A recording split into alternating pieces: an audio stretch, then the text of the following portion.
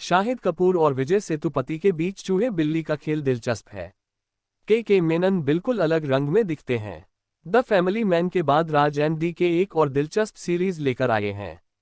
2016 में सरकार ने नोटबंदी का ऐलान किया था, जिसके तहत 1000 का नोट बंद कर दिया गया था। 500 और 2000 रुपये के नए नोट जारी किए गए थे। मकसद था ब्लैक मनी को नियंत्रित करना। नए नोटों को लेकर तमाम तरह के दावे किए गए थे। इनकी डिजाइनिंग ऐसी रखी गई थी कि इसका जाली बनाना लगभग असंभव था। हालांकि यह भ्रम ज्यादा दिनों तक नहीं रहा और देश में जाली नोट पकड़े जाने की खबरें जोर पकड़ने लगी थीं। जाली नोटों के कारोबार की जड़ें इतनी गहरी हैं कि इसे पूरी तरह खत्म करना सरकारी एजेंसियों और संस्थाओं के लिए भी मुश्किल हो गया है। प्राइम वीडियो पर रिलीज हुई राज एंड डीके की वेब सीरीज फर्जी ऐसी ही खबरों से निकली एक कहानी है, जिसमें देश में जाली नोटों के जाल, इस काले कारोबार को लेकर राजनेताओं की सोच और मिलीभगत, आर्थिक असमानता और ईमानदार अफसरों की जिद और जुनून को दिखाया गया है। साथ ही सीरीज जाली नोटों के कारोबार की कड़ियों को बारीकी से दिखाती है। सीरीज से शाहिद कपूर ने OTT प्लेटफॉर्म पर डेब्यू किया है। सीरीज की पूरी कल्पना उन्हीं के किरदार सनी यानी आर्टिस्ट को केंद्र में रखकर की गई है। जाली नोटों के इस कारोबार का वो एक मामूली मोहरा होता है, मगर अपने दुर्लभ हुनर के चलते इस कारोबार की धुरी बन जाती है। यह सीरीज साउथ के लोकप्रिय कलाकार विजय सेतुपति का भी डिजिटल डेब्यू है। वहीं राशि खन्ना की यह दूसरी हिंदी सीरीज है। OTT स्पेस में क्राइम पर आधारित वेब सीरीज और शोज की कमी नहीं है, मगर ज्यादातर गैंगस्टर, बाहुबली, आतंकवाद, जासूसी और राजनीतिक भ्रष्टाचार के आसपास ही घूमती हैं। ऐसे में जाली नोटों के आर्थिक अपराध पर बनी फर्जी OTT स्पेस के कंटेंट में एक नयापन लेकर आती है। फर्जी तेज रफ्तार थ्रिलर है, जिसमें बोझिल करने वाले लम्हे कम ही हैं। कहानी के कमजोर हिस्सों को स्क्रीन प्ले, अभिनय और संवादों के ह्यूमर ने संभाला है। सनी शाहिद कपूर एक पेंटर और स्केच आर्टिस्ट है। बेहद प्रतिभाशाली है। बारीकियों को देखने की जो नज़र उसे मिली है वो दुर्लभ है। अपना नाना माधव अमोल पालेकर के साथ उनकी प्रिंटिंग प्रेस में काम करता है। नाना और बचपन के दोस्त फिरोज भुवन अरोड़ा के अलावा उसका कोई नहीं है। सनी का पिता चोर था, जो बचपन में उसे एक ट्रेन में छोड़कर चला जाता है। मासूम सनी अलग अलग स्टेशंस पर पेंटिंग बनाता रहता है, इस उम्मीद में कि कहीं उसके पिता देख लें और उसे ले जाएं। मगर पिता की मौत हो चुकी होती है। एक स्टेशन पर उसे नाना मिल जाते हैं, जो फिरोज को भी साथ ले आते हैं। स्वतंत्रता संग्राम सेनानी रह चुके नाना समाज में क्रांति लाना चाहते हैं, इसके लिए कर्ज लेकर भी क्रांति मैगजीन निकाल रहे हैं। बार बार मोहलत के बाद भी कर्ज चुकता नहीं हो पाता। आर्थिक तंगी के कारण प्रेस बंद करने की नौबत आ जाती है। नाना की इस हालत को देखते हुए सनी अपने हुनर का इस्तेमाल करके जाली नोटों के धंधे में उतर जाता है। पहले जरूरत और मजबूरी में शुरू हुए इस खेल का चस्का सनी को लग जाता है और अपनी आर्थिक परेशानियों से निजात पाने का सहारा मिल जाता है। लालच सही गलत की सोच को खा जाता है। सनी की शोहरत जाली नोटों के कारोबार की बड़ी मछली मंसूर दलाल के मेनन तक पहुंच जाती है। सनी उसके साथ काम करने लगता है। यह आर्टिस्ट ऐसा जाली नोट बनाता है जिसे धनरक्षक मशीन भी नहीं पकड़ पाती। दोनों मिलकर 12,000 करोड़ की नकली करेंसी को बाजार में उतारना चाहते हैं। यह मंसूर की जिंदगी का सबसे बड़ा दांव है, जो उसने न्यूकमा आर्टिस्ट पर लगा दिया है। मगर माइकल वेदनायगम विजय सेतुपति के नेतृत्व में नवगठित सरकारी एजेंसी CCFART सनी और मंसूर के हर प्लान को पलीता लगाने के लिए तैयार है। चोर पुलिस कहानी में जाली नोटों का ट्विस्ट। लगभग एक घंटे के 8 एपिसोड्स में फैली कहानी का स्क्रीन प्ले निर्देशक जोड़ीराज निधिमोरू कृष्णा DK, सीता R मेनन और सुमन कुमार ने लिखा है। हिंदी संवाद हुसैन दलाल और अतिरिक्त संवाद राघव दत्त ने लिखे हैं।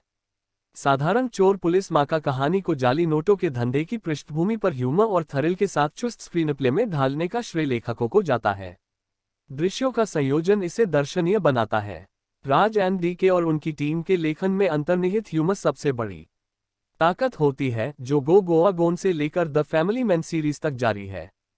फर्जी के स्क्रीन प्ले में सनी के नरेशन को चुटीले अंदाज में इस्तेमाल किया गया है, जो अपनी कहानी सुना रहा है। पहले एपिसोड में सभी प्रमुख किरदारों का परिचय हो जाता है और फिर आगे के एपिसोड्स में कहानी की रवानगी के अनुसार वो आते जाते रहते हैं। फर्जी का स्क्रीन प्ले मुख्य रूप से सनी यानी आर्टिस्ट और माइकल के ट्रैक्स को साथ लेकर चलता है। एक तरफ सनी अपने हुनर का गलत इस्तेमाल करके नकली नोटों के धंधे में उतर रहा है, तो दूसरी ओर माइकल जाली नोटों के कारोबारी मंसूर दलाल के पीछे पड़ा है। माइकल की हिट लिस्ट में सनी कहीं नहीं है। उसकी सारी कवायद मंसूर को पकड़ने के लिए ही है। शुरू के 4 एपिसोड्स में अपनी जरूरत के लिए सनी को जाली नोटों के धंधे में उतरते दिखाया गया है और इस क्रम में जाली नोट बनाने के लिए जो पूरी प्रक्रिया दिखाई गई है, वैसे दृश्य हिंदी सिनेमा में कम ही देखे गए हैं। कागज का इंतजाम, रंगों का मिश्रण, डिजाइन की बारीकियां, सेफ्टी स्ट्रिप के दृश्य रोमांच पैदा करते हैं। 5वें एपिसोड में दर्शकों के लिए एक सुखद आश्चर्य तब सामने आता है जब द फैमिली मैन वाले चेलम सर स्क्रीन पर आते हैं। यह किरदार कहानी को एक अहम मोड़ देता है।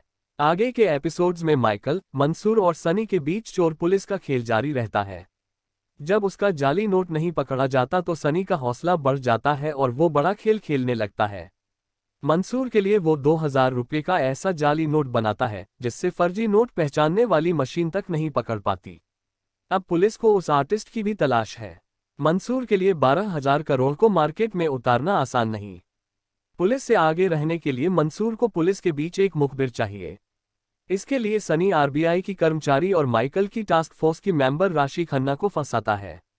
उसके मोबाइल में इंस्टॉल किए गए स्पाईवेयर के जरिए उनके हर कदम को जान लेता है। सीरीज का क्लाइमैक्स थोड़ा फिल्मी हो गया है, जो मंसूर से सनी के बदले पर केंद्रित है। आर्थिक अपराधों के लिए सियासत में संजीदगी की कमी को मंत्री पवन गहलोत, जाकिर हुसैन और सियासी मिलीभगत को एक पूर्व एमएलए के किरदार के जरिए बखूबी दिखाया गया है। फेक करेंसी के नेटवर्क को ध्वस्त करने के लिए टास्क फोर्स की मांग करते माइकल को देखकर ऐसा लगता है कि यह उसकी निजी जरूरत है। लुभाती है शाहिद राशि की केमिस्ट्री। सनी के किरदार में शाहिद कपूर ने नेचुरल रहने की पूरी कोशिश की है। उनकी वेशभूषा और हुलिया किरदार के चारित्रिक गुणों को सपोर्ट करता है। सनी आला दर्जे का पेंटर होने के साथ स्ट्रीट स्मार्ट है, शातिर अपराधी नहीं है, इसलिए सही गलत के द्वंद्व में रहता है, भले ही दोस्त और पार्टनर फिरोज से सामने जाहिर नहीं करता।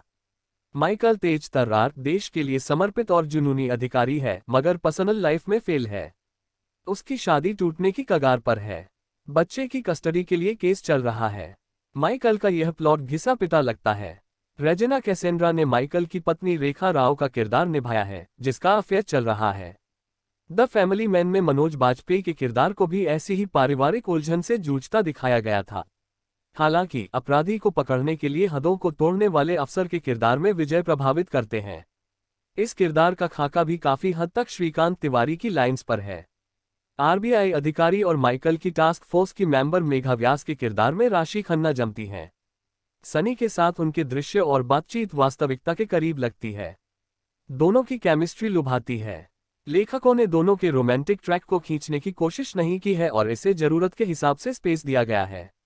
मंसूर दलाल के रोल में के मेनन का लुक फंकी रखा गया है, ह्यूमरस है और शातिर भी।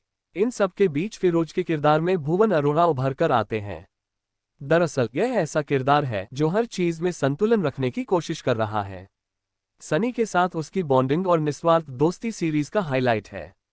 यह कुछ उसी तरह है जैसे द फैमिली मैन में श्रीकांत तिवारी और जेके होते हैं।